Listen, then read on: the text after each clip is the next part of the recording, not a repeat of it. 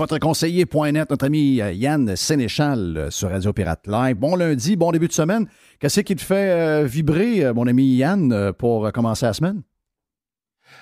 J'ai parlé des tests rapides un matin parce que j'ai reçu un message de l'école, comme de quoi qu'on va avoir des nouveaux tests rapides ce soir dans le sac de nos enfants.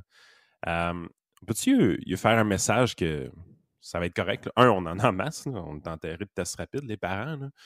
Puis, je sais pas, il me semble, tu sais, au début, ça faisait bien là, de passer par les enfants parce qu'il fallait aller vite, vite, vite, puis on voulait distribuer et tout ça, mais là, on a accès à la pharmacie. Il y en a là, à la pharmacie, il n'y a pas de problème. On peut aller en chercher quand on veut. Je pense pas que mon enfant, c'est réellement quelque chose de tout désigné pour me distribuer des produits pharmaceutiques. Moi, je pense qu'une pharmacie et une clinique médicale, ça peut faire. Ça peut-tu arrêter, cette affaire-là? Puis, tu sais, il y a d'autres affaires quand même assez louches de ce côté-là. Là. Les pharmaciens sont rémunérés pour distribuer les tests rapides, puis ça, c'est logique. Là. Les gens, ils ont à dealer avec les gens qui viennent en chercher, puis tout ça. C'est remboursé par la RAMQ, il y a un honoraire qui est géré, puis tout, mais il y a des gens maintenant qui vont chercher leurs médicaments dans les pharmacies, puis ils ouvrent leur sac, puis une boîte rapide. Mais c'est quoi le but de ça? Est-ce que le but, c'est vraiment de... Est-ce que le but, c'est plus... comment je pourrais dire? C'est plus pour maintenir en vie la patente? Parce que dans le fond... regarde, là. Moi, je pense qu'ils ont la fouille, ils veulent pas les jeter.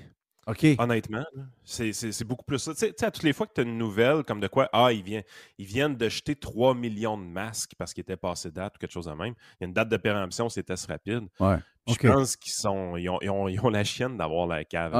OK. Parce que de continuer avec les jeunes, moi, c'est... Parce que veut pas, il y a des jeunes qui sont traumatisés de tout ce qui s'est passé depuis à peu près 2 ans. Ouais. On a réussi à leur rentrer dans... Puis surtout, si vous avez des parents complètement fous, là, il y a des jeunes qui sont traumatisés par ça, puis qui ont encore peur aujourd'hui, puis que...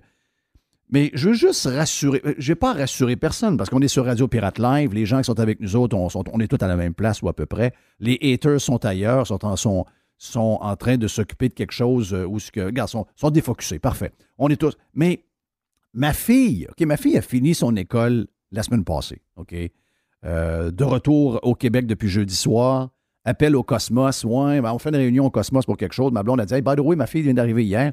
Elle dit, elle cherche une job. Elle dit, j'imagine que vous avez tous vos employés. Mais si jamais vous avez une place, elle est disponible. Elle dit, non, elle commence à soir. Hein? Elle commence à soir. Donc, Justine travaille au Cosmos depuis de toute la fin de semaine parce que les employeurs ont besoin d'employés comme ça se peut pas. Mais tout ça pour dire que ma fille est revenue, OK? C'est quand même une école de 3250 étudiants où elle était pendant près de... écoute, elle a commencé à la fin mars l'année d'avant ou au début avril et ça s'est terminé là. Donc, en plein cœur de la COVID, où dans cette école-là, il n'y avait pas de masque, il n'y avait pas d'histoire de distance. C'est une école normale, OK? Il y avait du sport, il y avait toutes les... La vie normale. Plus tout le personnel, on peut dire aux alentours de 3600 personnes, il n'y a pas eu de malade. Puis le taux de gens vaccinés dans cette clientèle-là, dans le sud des États-Unis, même si la Floride est aux alentours de 66 % ou à peu près 67 % vaccinés 2 doses, les plus jeunes, les gens n'avaient pas tendance à les faire vacciner parce qu'ils voyaient qu'il n'y avait aucun problème pour eux.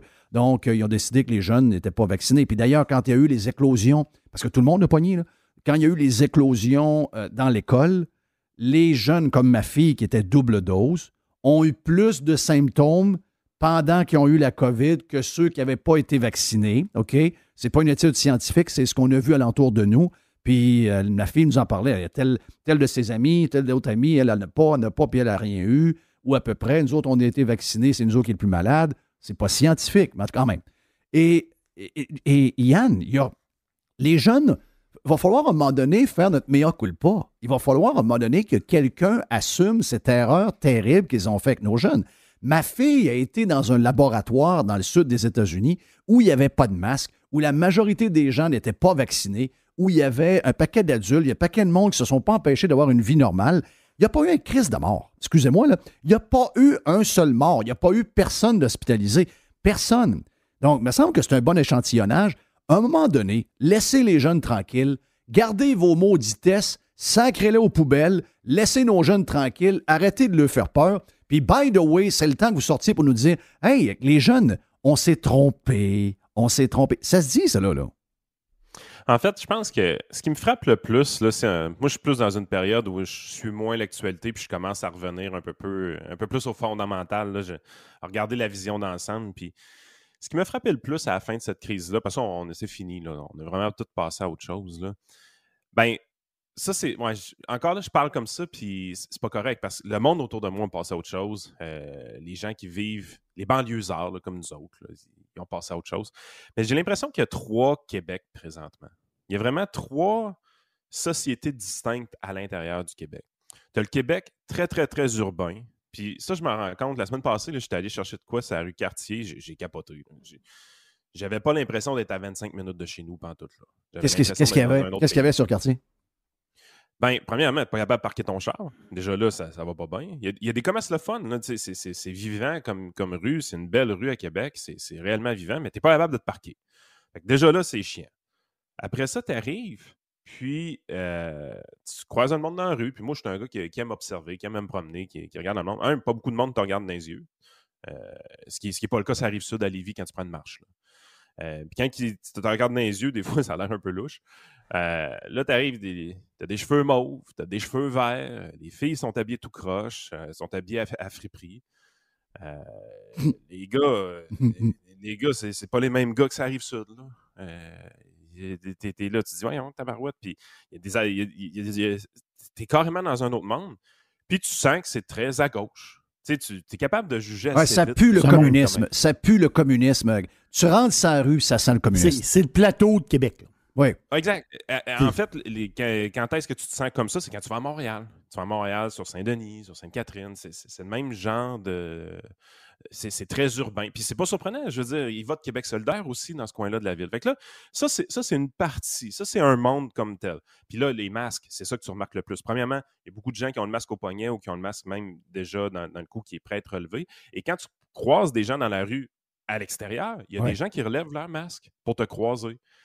Fait que tu fais, OK, on n'est pas à Lévis, on n'est vraiment, vraiment pas à Lévis. Pourtant, c'est 25 minutes. Là. C'est 25 minutes, 30 minutes de chez nous. Imagine-toi que le troisième lien serait 10 minutes. Exact. Fait que ça, c'est un monde, le milieu urbain. Fait que les puis tu vois un peu les dames d'un certain âge sont plus pincées un peu, le menton en l'air, ce qu'on appelle les culs de poule d'une manière assez des anciennes profs à la retraite. Puis les jeunes, c'est un peu plus hipster, hippie. Là, on voit un peu le genre. Saute de douche. Là, tu viens, je retourne chez nous. Je m'en vais dans mon quartier de banlieue. Donc, oui, je suis un banlieusard. Je conduis un VUS. J'ai une maison, j'ai un terrain, j'ai de la pelouse. J'essaie de ne pas trop avoir de pissenlit. C'est un échec cette année. Il faut vraiment que je corrige ça. Ça, c'est notre monde dans lequel on vit. Il n'y a pas de masque là. Les gens, la COVID est finie depuis pas 2 mois. Là. Elle est finie dans leur tête depuis un sacré bout de temps. C'est un rythme de vie qui est un peu l'enfer parce que la plupart des gens ont des enfants. Et puis là, tu cours partout, les activités, bang, bang, bang. Une vie de fou. Là, on sait qu'est-ce que c'est le 15 à 20 ans qu'on sacrifie pour nos enfants. C'est hallucinant. Fait que ça, c'est un mode de vie. Ça, c'est les gens qui nous ressemblent beaucoup. Il y a beaucoup de pirates là-dedans. Il y a beaucoup de gens qui écoutent Radio X aussi. Et ils ont tendance à voter un peu plus conservateur. C'est ces gens-là. Puis il y a les boomers. Les boomers, eux autres, c'est un autre monde rapport. C'est une autre planète aussi. Puis là, tu as l'impression que ces 3 modes de vie-là, ces 3 modes de vie qui s'éloignent un de l'autre de plus en plus. Tu sais, ça devient de plus en plus inconciliable. Tu t'en vas dans un souper de famille, puis tu vas avoir les boomers qui vont aborder certains sujets. Mais est-ce que je peux... plus jeunes. Oui, mais OK, parfait. Toi, tu dis c'est les boomers. Mais moi, j'ai eu une discussion avec mes filles en fin de semaine. OK? On s'est pas parlé. T'sais, mes filles n'ont pas écouté ce que j'ai dit la semaine passée sur Radio Pirate Live ou sur Radio Pirate Prime. Ils n'ont pas entendu ça. On n'est pas de leur âge, etc. Mais puis, nous, on ne parle pas de ça. Mais samedi soir, on est tous en gang. Ma fille Justine revient de travailler. Alicia revient de travailler. Elle est avec son chum. Ma blonde est là. On est là. Et même parmi eux, il commence à y avoir aussi, c'est pas juste les boomers, même parmi eux, parce qu'ils nous ont parlé de comment, ce qu'ils ont vu alentour d'eux, comment les gens ont réagi pour l'histoire du mass shooting au Texas, là, dans l'école, le jeune homme, le salaud qui a tué beaucoup de jeunes du primaire en rentrant là avec une je ne sais pas trop quoi, là, une rifle quelconque. Et eux autres, leur point de vue, c'était le même que moi j'avais. Ils ne l'ont pas entendu, mais regarde, on vient de la même place, là. Et là, on dit, mais là, on peut-tu juste penser aux enfants? On peut-tu juste penser aux familles?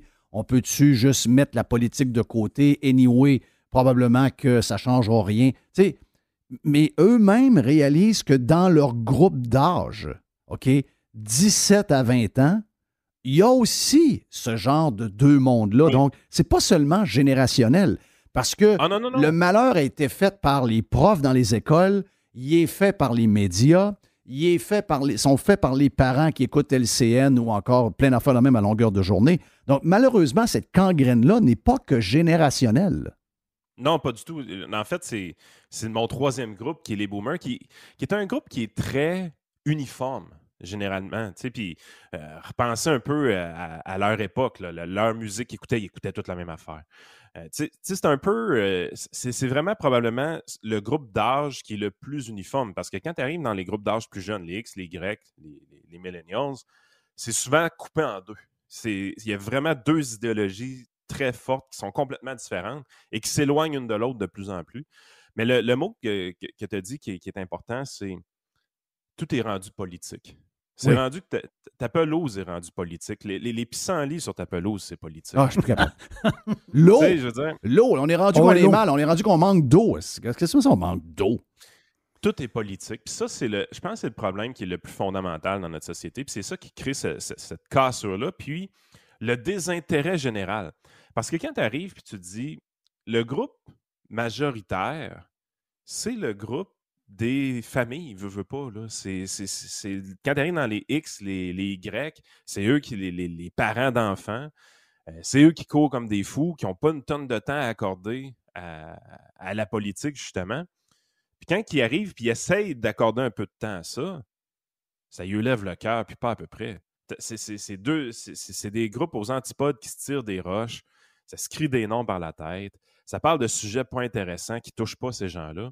Fait qu'au lieu d'arriver et de se tourner vers dire, ben là, il faut se mobiliser pour changer les choses, naturellement, l'humain, c'est pas ça qu'il va faire. Il va s'en désintéresser. Puis ce désintérêt-là, il a augmenté énormément dans les 10 dernières années puis les 20 dernières années. Et ça laisse toute la place aux politiciens de faire à peu près ce qu'ils veulent. Parce qu'on s'est désintéressé d'eux complètement. Je veux dire, en fin de semaine, François Legault, c'est connerie par-dessus connerie qui dit. Là, c'est incroyable. Le contrat de la CAQ, tu sais, je veux dire, même tu regardais juste le visuel, ça faisait un peu Parti communiste chinois. Là. Tu sais, c'était vraiment là, le culte du chef, le culte de la personne. On idolâtre un peu Marguerite Blais, on est bon, ils sont méchants. Tout est dans cette philosophie-là un peu. Ça faisait très Poutine. Ça faisait très Poutine. Ouais. Tous les députés et les ministres sur le stage en avant, tandis que Legault parle. Tu fais tabarouette. Et puis, by the way, Christian Dubé, il ne mettait pas son masque. Non, lui qui avait dit qu'il allait le mettre toujours. Ah non, moi, je ne lâcherai pas mon masque. Il l'avait pas en fin de semaine. Il l'a lâché, hein? Oui. Mais non, c'est ça. Là, tu es là, tu te dis, crime, ça touche plus le monde, ces affaires-là. Là. Puis là, puis il essaye fort là, de ramener les sujets ailleurs que ce qu'Éric Duhem va parler. Il va vraiment travailler fort pour amener ça sur la langue, sur l'immigration, le projet de loi 96 qui est tout croche. Tu sais, là, t'es là, tu te dis, tu veux vraiment créer de la division pour animer les chroniqueurs de Québécois, pour animer la flamme boomer, puis c'est juste à eux que tu parles parce qu'eux autres, ils vont aller voter, puis ils vont tous voter du même bord. Bravo pour toi. Mais je veux dire, tu gouvernes plus le Québec en fonction de la population et des intérêts de toute la population. Tu es vraiment juste en train de gouverner le Québec en fonction de tes électeurs. Oui. Probablement normal, on s'en va en élection. Je comprends ce game-là. Mais je veux dire, nous autres, vivre au Québec au travers de tout ça, là, moi, j'ai plus l'impression d'être chez nous tant que ça. Je veux dire, quand je viens à Lévis, je suis proche de mon monde. Quand je vois ce terrain de baseball, je suis chez nous. Moi, je m'appelle mécanique en fin de semaine. J'étais chez nous. Mais je veux dire, quand je me suis remis, j'ai comme, tu sais, la fin de semaine, je lis rien. Je m'intéresse à rien parce que, question d'équilibre. Et quand je suis revenu ce matin à 5h30, 6h moins quart, t'as juste le goût de décrisser. C'est OK? Je viens d'arriver. J'ai un super de beau party de famille hier. On est content de voir les amis. On est content. Il y a un paquet d'affaires qu'on aime quand on est proche des nôtres, comparativement quand on est loin. Mais ils réussissent pareil à me donner le goût de recrisser mon camp après 1 semaine et demie. Parce que c'est tellement lourd. Moi, en tout cas, je sais pas, là. Je file rien. L'histoire de la langue, ça m'a jamais fait bander ben. J'ai jamais trop compris. Je vis pas à Montréal, peut-être. Mais à un moment donné, il va falloir qu'ils comprennent que Montréal, c'est une place avec beaucoup de monde d'un peu partout. Moi, la seule question que je veux, parce que là, on va virer l'histoire de la langue, ils vont essayer de se monter une chicane avec le fédéral sur l'immigration. Ma question que j'ai posée à Jerry ce matin sur Radio Pirate Prime, puis je te la pose. Les Ukrainiens, là, OK? Parce que moi, tout le monde à qui je parle qui ont des entreprises, tout le monde a besoin de bras en ce moment. Les Québécois ne sont pas capables de fournir le nombre de bras qu'ils ont besoin. Conséquence de ça, tout coûte plus cher parce qu'on n'a pas d'offre. Donc, ça nous prend du monde. Et là, on nous dit, quand on est bon, on a amené des avions bourrés d'Ukrainiens et d'Ukrainiennes, parfait. Ils commencent à travailler quand? C'est la seule affaire que je veux savoir. I don't fucking care la manière qu'ils parlent. Je sais qu'ils parlent soit russe ou ukrainien ou peut-être quelques petits mots d'anglais. Nous autres, à Tempête, on a besoin d'employés. J'ai besoin d'employés pour faire des greens de golf. Je connais des chums qui ont des restaurants qui ont besoin de monde. Je connais des gens de construction qui ont besoin de monde. Les Ukrainiens qu'on a fait venir, qui sont arrivés hier, ils commencent à travailler quand?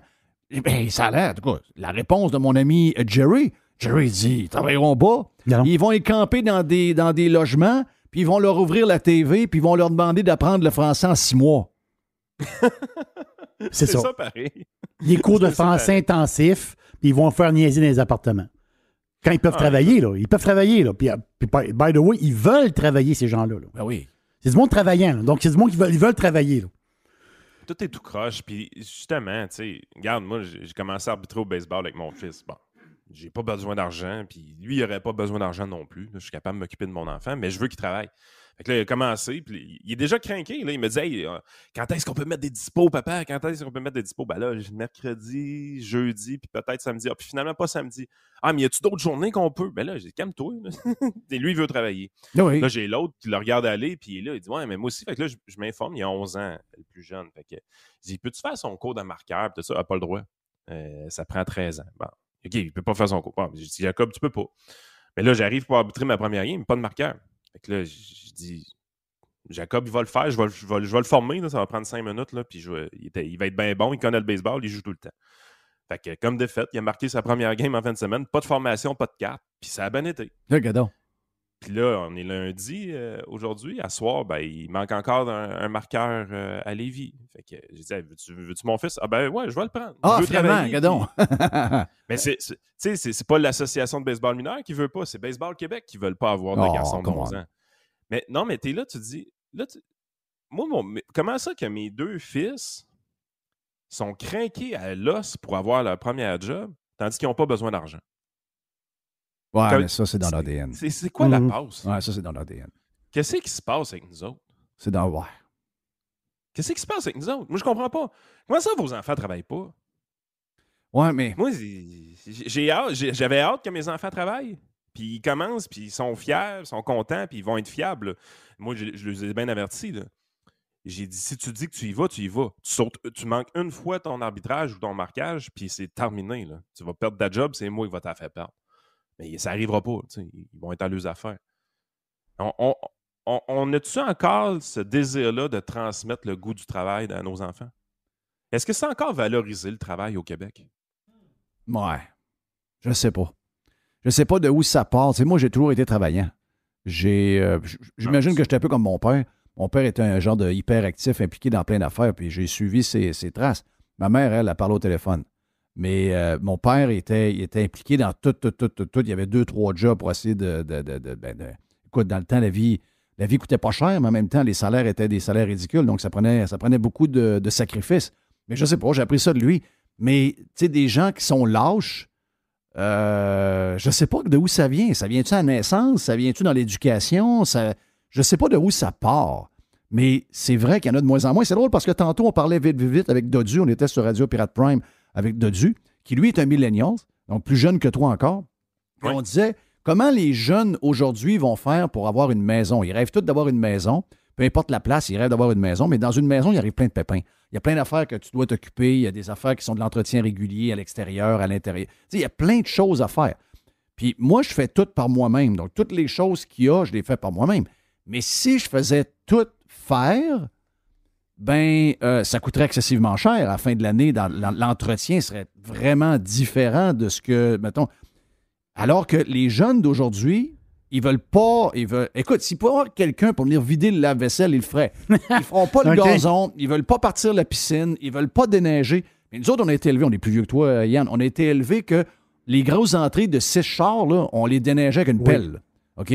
On n'avait pas de souffleuse, on n'avait pas... Puis je comprends que ça a évolué avec les affaires, puis là, maintenant, on a plus de services. Mais les jeunes, tu sais, les jeunes ont été élevés... Les jeunes d'aujourd'hui... Ça dépend Moi, je vais juste mettre une nuance à tes affaires. Si t'engages les gens pour faire ces services-là, puis c'est pour gamer, t'as raison. Si t'engages des gens pour faire ces services-là, mais c'est pour t'en virer de bord et aller travailler, il n'y a pas de problème. Moi, je suis plus dans cette mentalité-là. Moi, ça, dans quoi je suis bon, c'est le service financier, puis je travaille comme un fou, là. Puis si je veux passer le temps, j'arbitre du hockey à salaire minimum, puis même en bas de ça, même le baseball. Oui, mais toi, tu as le moyen d'avoir du monde qui font tout. Je veux dire, tu es dans le 1 ou 2 ou 3% des gens qui ont ces revenus-là. Sauf que les gens qui gagnent à 100 000 $, chacun 50 000, ils n'auront pas le moyen que tout le monde fasse pour eux autres, comme s'ils étaient à Buckingham Palace. Là. Le calcul est facile à faire. Si tu gagnes 25 $ de l'heure puis tu engages quelqu'un 40 $ de l'heure pour faire un job que tu es capable de faire, ça marche pas. Oui, mais ça marche juste pas. Marche pas. Il faut minimalement, si tu engages quelqu'un, il faut que ce soit quelqu'un qui est rémunéré moins que toi. C'est juste logique, là. Ouais, il ne faut pas t'oublier, par exemple, qu'avant que tu sois capable de le payer, il y a quelqu'un, il y a un ogre qui est venu quasiment chercher 40% de ce que tu as gagné. Là. Ça, il ne faut pas oublier ce bout-là. Moi, je vais vous dire une affaire. Il y a des gens qui vont être challengés là, OK? Là, on est challengé sur l'essence, on est challengé sur la bouffe, on est challengé partout. Les déneigeurs, ils ont envoyé des factures, là. Les déneigeurs ont envoyé... Je l'ai pas reçu encore, la mienne. Ils ont envoyé un petit 50, OK? Là, les déneigeurs... Ça se peut qu'ils ne soient pas payés tout au complet, là. C'est possible. Mais les déneigeurs, l'année prochaine, là, à 400 $ au lieu de 295 il y a 4 ans, là. Ou peut-être même 425, ou peut-être même 450, dépendamment où vous êtes. 500. Ou peut-être même 500. Moi, je vais t'annoncer une affaire. Tu vas voir le retour des pelles traîneaux. Là. Oui. Oui. Ça se peut bien. Ben oui, c'est sûr. À un moment donné, Jerry, tu peux pas avoir 150 $, de plus pour déneiger, puis après ça, 2500 $ de plus de gaz, puis ensuite un 1000 ou un 1500 ou un 2000 de plus de bouffe. À un moment donné, le gars va dire à sa blonde, chérie, va falloir aller chez Canac, on va s'acheter 2 pelles traîneaux, puis tu vas pelleter avec moi quand tu vas tomber de la neige. C'est sûr. Parce que c'est les premières choses que tu vas couper. Oui. Ça, c'est définitif, là. Mais j'ai des doutes que les gens sont tout à fait rendus là. Je pense qu'on y arrive assez rapidement, mais ça revient un peu à ce que je dis depuis une couple de semaines. Malheureusement, je pense que ça vient du fait que les médias n'en parlent pas assez ou ne parlent pas comme il faut des phénomènes comme l'inflation. Mais on dirait que les gens sont toujours surpris par ce qui arrive. Oui, c'est comme une surprise. Ça, à un moment... Puis le manque de planification, c'est pas juste à long terme, le planifier une retraite qui va avoir lieu dans 30 ans. Tu sais, je veux dire, les gens qui ont écouté Radio X, Radio Pirate, savaient depuis un bout de temps que l'inflation s'en venait. Là. Ils savaient qu'il fallait agir en conséquence, puis qu'il y avait peut-être des réaménagements budgétaires ou même dans le bilan financier qui étaient à faire. Puis la plupart des gens ne l'ont pas fait, là. Ceux-là qui écoutaient TVA ou RDI Économie, puis tout ça. Regarde, Yann, la majorité des gens, j'en connais beaucoup de gens qui ont de l'argent. Je connais beaucoup de gens qui ont de l'argent. Ils se font dire des fois qu'ils sont cheap parce qu'ils vont aller à une place, puis ils vont demander le prix, puis ils vont même négocier. OK? Puis là, ça rend comme mal à l'aise. Hey, Chris, il vaut des millions, il y a telle compagnie, il y a 550 employés, puis il me négocie mon char. Tu sais, oui, mais c'est parce qu'il sait. C'est pas parce que tu es riche que tu veux te faire fourrer. OK? Il y a une grosse différence. Mais moi, ce qui me surprend le plus, ça, c'est des riches, puis ils ont l'air à leur affaire plus que des gens de classe moyenne, OK? Classe moyenne, là, même pas classe moyenne supérieure. J'ai des gens de classe moyenne. On parlait, tu sais, des gens de classe moyenne qui vont faire leur épicerie au complet chez IGA. Ben, excuse-moi, tu es un cave, OK? Tu n'as pas d'idée de ce que vaut l'argent, puis c'est sûr que toi, en ce moment, le réveil est encore plus dur. Tu n'as jamais fait de budget, tu n'as jamais été capable de... Tu Tu sais, les gens se moquent de moi parce que je regarde des Publisacs sur Reebok puis que je fais des listes pour les spéciaux. Ben voyons. Je veux dire, moi non plus, à un certain moment donné dans ma vie, j'ai fait des très bons salaires, mais j'ai toujours resté groundé, j'ai toujours calculé. Sais-tu quoi? J'ai toujours calculé parce que je me suis dit, si un jour, il y a une année, écoute, il y a une année que j'ai vécu avec 17 000 de revenus, OK? Puis j'étais capable d'arriver. On est même parti en voyage en Arizona avec des points. Donc, mais c'est dur pour la gang. Les gens de ton âge ou un peu plus jeunes, c'est la première génération des enfants rois. Eux autres sont en train de mettre des enfants rois au monde qui sont les enfants rois des enfants rois. Donc, ça ira pas s'améliorant. On va dire de quoi Non. les temps vont être durs. Écoute, je joue au baseball avec un gars qui est comptable, puis il gagne bien sa vie, puis tout va bien. Maintenant, le soir, je fais l'épicerie, puis je le croise. Je te dis, hey, salut, comment ça va? Nanana. Puis là, je le regarde, il me regarde. On connaît toutes les deux notre situation financière, puis notre manière de gérer l'argent. On dit, ouais, finalement, le maxi, c'est vraiment pour des gens qui ont de l'argent. Hein? T'étais au maxi. Un peu cheap. J'étais au maxi. Mais il y a quelque chose. Hein? Moi, je fais l'épicerie dimanche soir. Fait que normalement, puis une des raisons, c'est que je suis un peu sauvage. J'haïs le monde. C'est pas compliqué. Je suis fait de même. Fait que moins il y a de monde, mieux que c'est. Fait que, mais là, je commence à avoir de la misère, même à 9 h le dimanche soir, à pas avoir de monde dans l'épicerie. On fait l'épicerie le dimanche soir à 9 h. T'es un cas, là. Oh, le dimanche soir à 9 h, Jerry. Il commence à avoir du monde. Là. Il commence à avoir du monde. Il commence à avoir du monde pas mal. Hier, j'ai été pogné en arrière de 2 couponneuses. Fait que là, tu fais Colin, je peux même plus avoir l'appel dimanche soir. Mais là, je me dis, comment ça, il y a du monde le dimanche soir au maxi? Là? Il n'avait pas. Là, il commence à en avoir. Là. C'est quoi la raison, tu penses? Ben, je pense qu'il commence à être achalandé pas mal, là, le maxi. Ben, moi, ce qu'on me dit, OK, chiffre que j'ai d'après des fournisseurs, puis je sais que les Sobeys de ce monde, puis les métros nous donnent des chiffres quand on regarde globalement le siège social. Moi, je ne parle pas des compagnies qui envoient le stock dans les épiceries, je parle des épiceries en tant que telles. Ce qu'on me dit, OK, ceux qui ont accès aux chiffres, IGA et Métro, 25 % en bas de leur chiffre de vente. OK? Maxi, Walmart, Costco et Super C, en hausse. 25 en haut. Parle à Sylvain de Panier Extra. Hein? Sylvain de Panier Extra, il fait des semaines records. Ben, ces gens-là, on a besoin de manger, là. Faut pas oublier ça, on a besoin de manger. Si tu n'as pas une place, tu vas à une autre place. Mais c'est parce que si tu délaisses ta place, que, tu sais, il y a des gens qui me l'ont dit. Avant, j'allais à tel IGA, je faisais toute mon affaire là. Je dis, si tu allais tout à ton IGA, là, je disais, tu sais pas calculer. Là, ils viennent de comprendre qu'il faut qu'il y ait chez Walmart, il faut qu'il y ait chez Super C. Ils viennent de comprendre ça. Ils disent, ça a changé mon budget à peu près 75-80$ par semaine. Ben oui. Mais il faut que ça reste l'habitude après, puis on sait que ça ne restera pas. Là, puis, regardez, c'est quoi les cycles économiques? Souvent, on a de la misère à comprendre un cycle économique, comment ça fonctionne réellement, mais c'est exactement de même ça fonctionne. C'est certaines personnes, certains individus qui prennent des décisions un peu différentes que d'habitude, puis qui ont un impact éventuellement sur l'économie quand de plus en plus de gens prennent le même type de décision. Mais regardez comment c'est progressif. C'est pas noir et blanc, c'est pas une switch on-off qui vire d'un bord puis de l'autre. C'est plein de petites décisions qui amènent les gens à changer leur comportement puis qui se transforment en une hausse ou une baisse de 25 % comme tu viens de décrire dans les épiceries. Mais il y a du monde qui sont pauvres en maudit. La madame de l'ACEF. L'ACEF, c'est quoi? L'Association coopérative d'économie familiale. Elle, là, reçoit du monde, la madame, là. Elle reçoit du monde, là, qui ont des petits salaires, des petits salariés, puis qui ont besoin d'aide pour savoir faire leur budget, apprendre à faire un budget, puis elle travaille là-dedans. On s'entend-tu que tu parles à des gens qui n'ont pas beaucoup de sous, là? Puis là, elle se fait poser la question. Ouais. Le 500$ du gouvernement, je vais l'avoir quand? Elle a dit, vous l'avez pas reçu? Non, je ne l'ai pas reçu. Là, elle fait des vérifications avec le monde. Mais c'est du monde qui doivent de l'argent à l'impôt. Oui.